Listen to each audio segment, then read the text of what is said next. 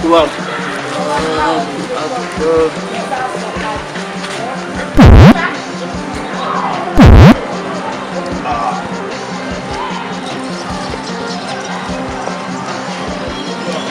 Atur aja dulu.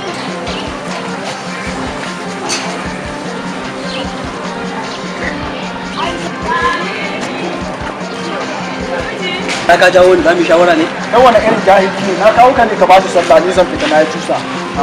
Na sani ai bayani da kai. Da Allah ga mu ba. In ka kira mutum irin wanda ai sai ka ce wa mutum bayani cewa in tsayan ba sallah ne. To mu je da inda za mu je ni ma zan yi ne kuma sai ka ce wani ne.